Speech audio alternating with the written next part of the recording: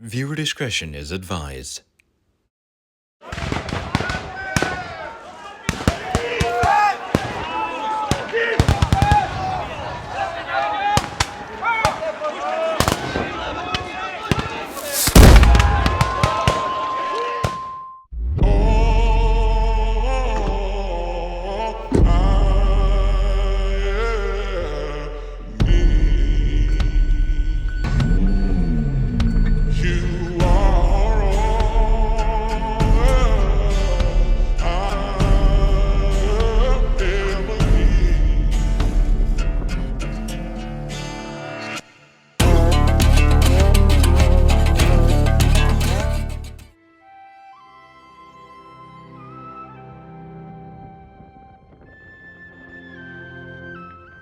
What's up, Able audience? Did you miss me? I'm back again, and today we're going to be exploring some more history. You may remember my episode from High Ground Park where I talked about mental health, ADHD, and autism. Today we're going to dive into some even more history because I'm here at the very blurry in the background Fort Loudoun State Park. Let's get on over here and see what we can find. Fort Loudoun was originally built in 1756 during the French and Indian War. The British were trying to form an alliance with the Cherokee to hold their ground in the southern frontier.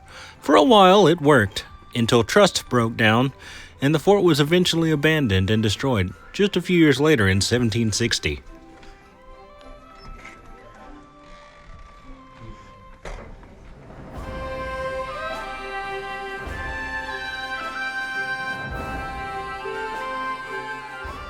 The museum inside the visitor center gives you a quick but meaningful look at what life was like here in the 1750s.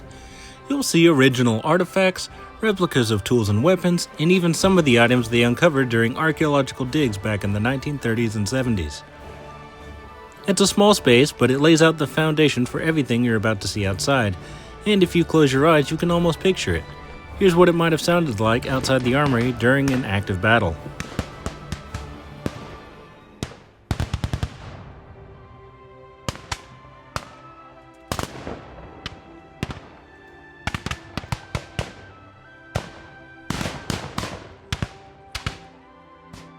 Now that was only a tiny taste of the rich history here at Fort Loudoun State Park. Now I've been told behind this visitor center here, about 150 yards just past this building, is the almost nearly complete replica of the original Fort Loudoun. So let's hit this trail and see what we can find.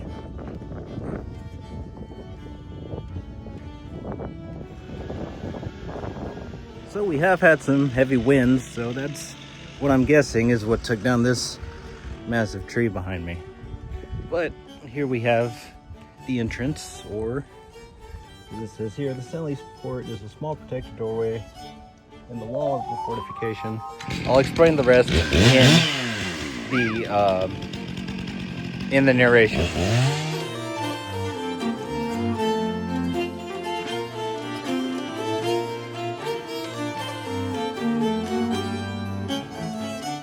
As I walk through this back entrance, I am greeted with an absolutely beautiful sight.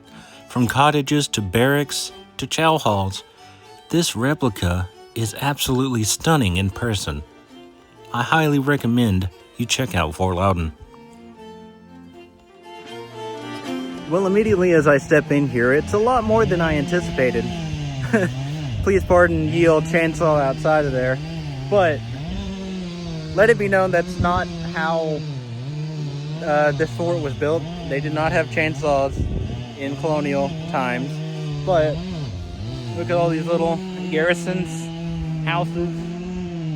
I'm assuming everything is reconstructed to be as the original Fort Loudoun, but the view is beautiful. They had a nice vantage point being over the lake here. A nice vantage point indeed. Just look at that view.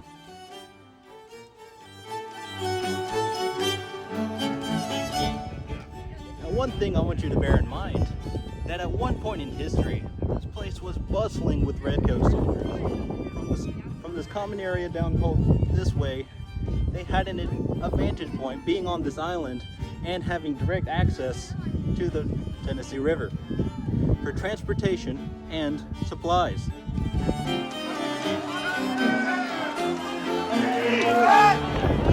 In colonial times, it was common practice to utilize the resources around the native land surrounding them. For example, the fence that fortifies this area and the wooden shingles and the wooden buildings. You can tell they're wooden because of how they are. You can also tell they're wooden because I have one right here. You may remember earlier I said we had some high winds recently, so my best guess is that some of the shingles were blown loose. So look how thin that is. But by layering, they had a nice insulated layer to protect them from the elements.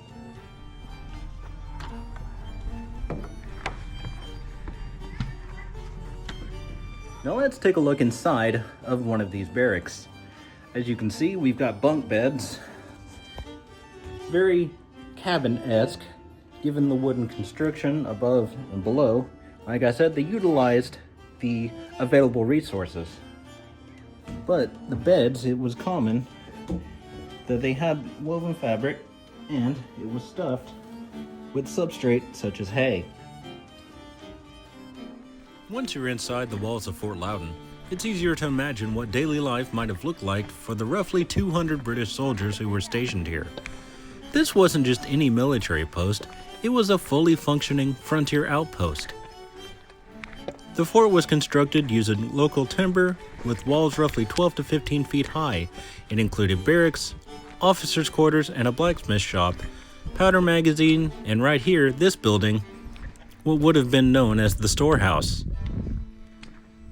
This place was vital. The storehouse kept the fort's food supplies, grains, salted meats, hardtack, dried beans, anything they could preserve and ration.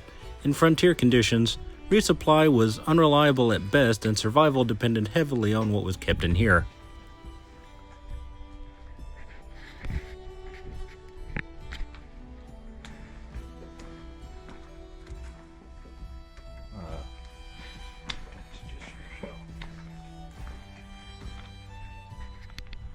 Well, what do we have here?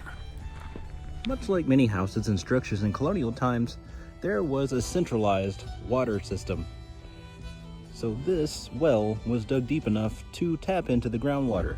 Now you saw from when we were up there that we're pretty close to the lake, so the groundwater probably wasn't too far down. But this well supplied water for all of this structure. Ah yes, ye old trailer. Here we have another example of development over the course of history. Please ignore the chainsaw in the background. We have what supplies would have been carried on in this time period in the colonial times, and we have over here what supplies are carried on in modern day. So there's what we have now, and there's what they had. Now granted, there were probably bigger carriages that were horse or mule drawn at the time.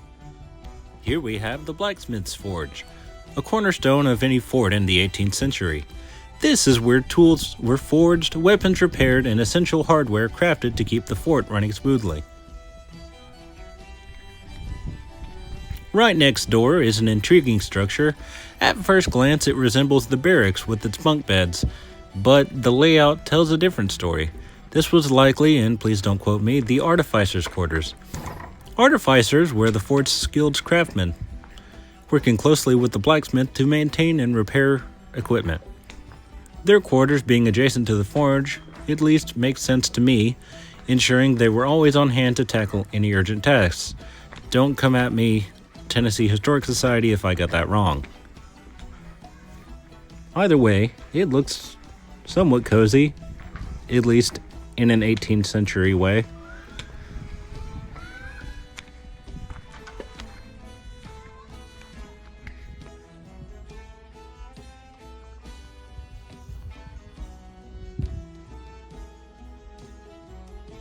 Now this behind me is, as you probably would have guessed, there's where we just were. This is a guard checkpoint.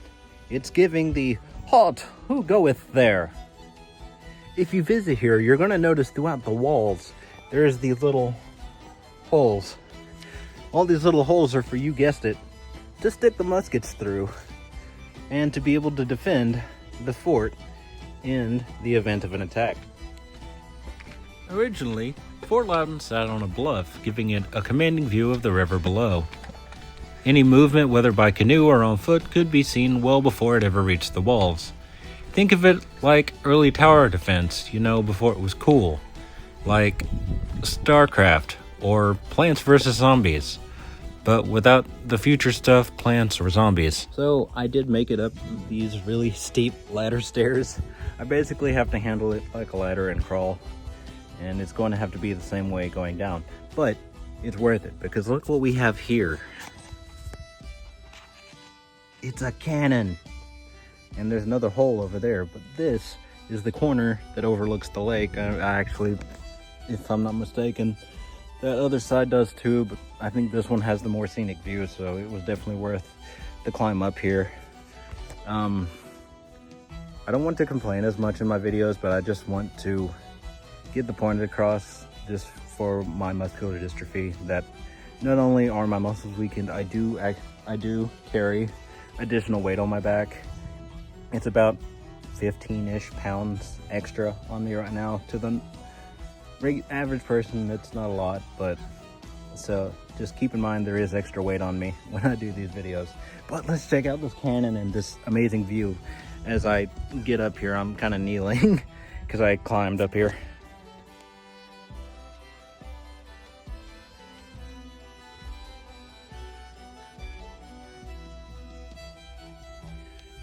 And you can see the strategic placement of these cannons pointing directly to the water. So if there was enemy ships incoming, they were prepared. If you've seen my video at Seven Islands State Birding Park, you'll remember I talked a little bit about the TVA, the Tennessee Valley Authority, and how it reshaped this entire region. This is another one of those places. Okay. And moments like this remind me why I'm doing this show in the first place. Living with muscular dystrophy means stairs like these, practically a ladder, aren't just inconvenient, they're a challenge. But I'm still here, still walking and still showing up. So if you haven't seen the Seven Islands video, go check it out. There's more to this land than just pretty views. And there's more to us than what people see on the outside. And what people are seeing right now is a guy in blaze orange struggling to get down these stairs.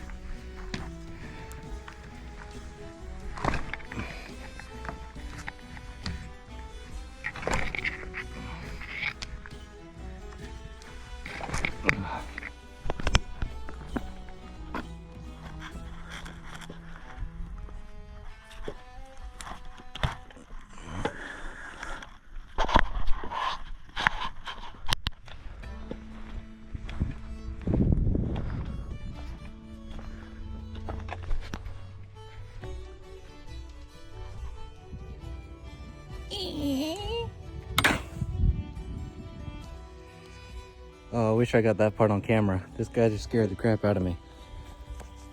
Hey, buddy. Are you the who goeth there?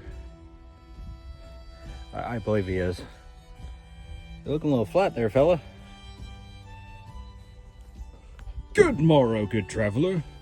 Are you watching this channel and ye are not subscribed? I pray thee subscribe to find more of AbleOrange. Now back to the video.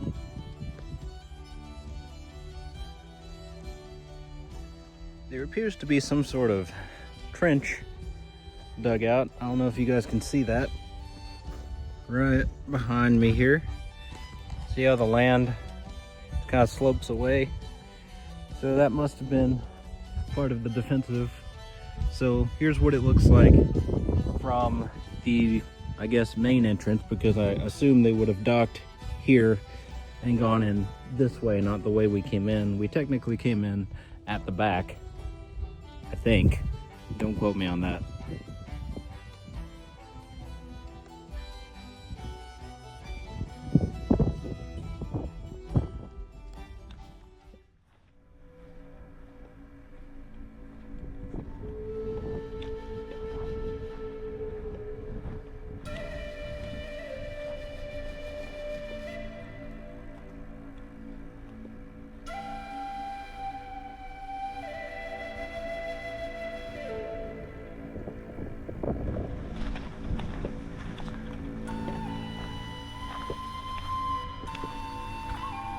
work with similar wood.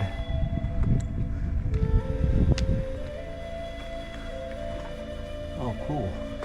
Oh, jeez. Be careful.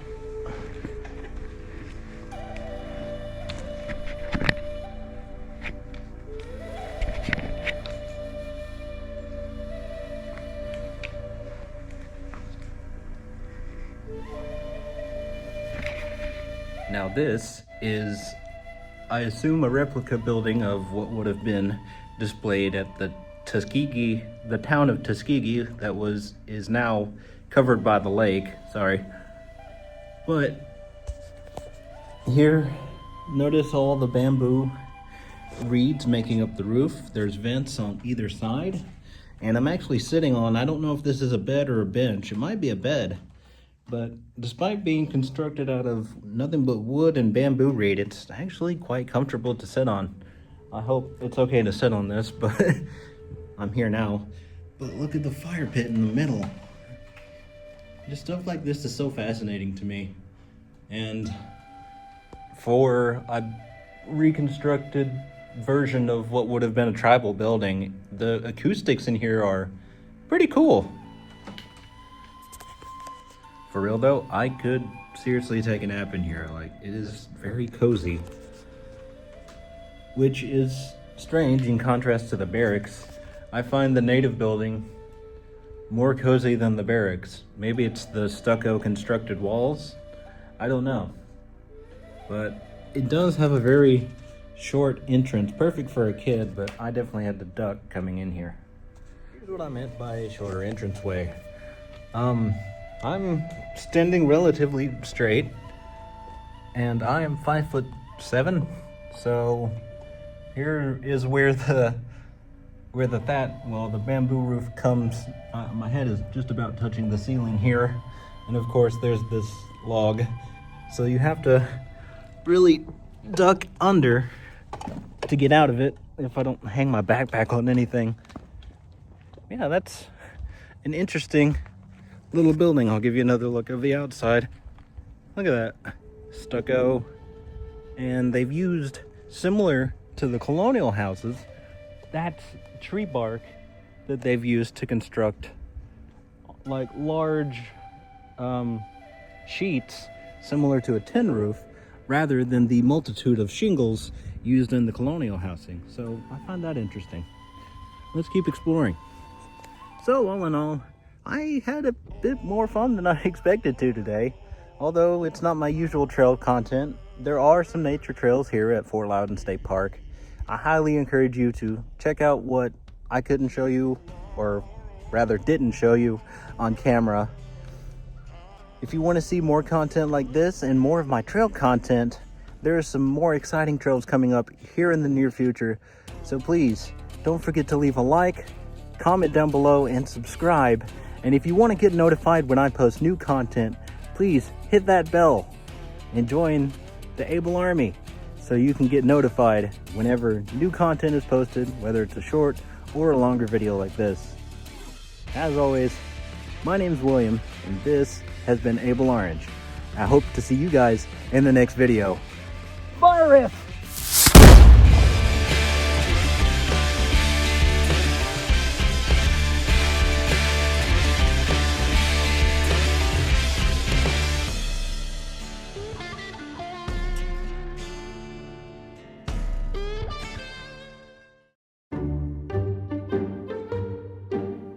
Of how deep this rich history of that. An English built fort, and they had it there.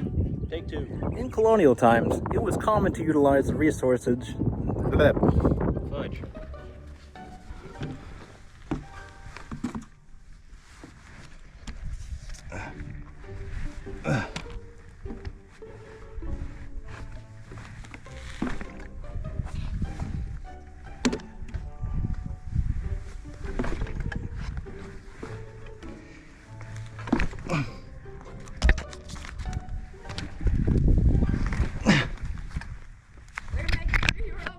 Oh, appreciate it.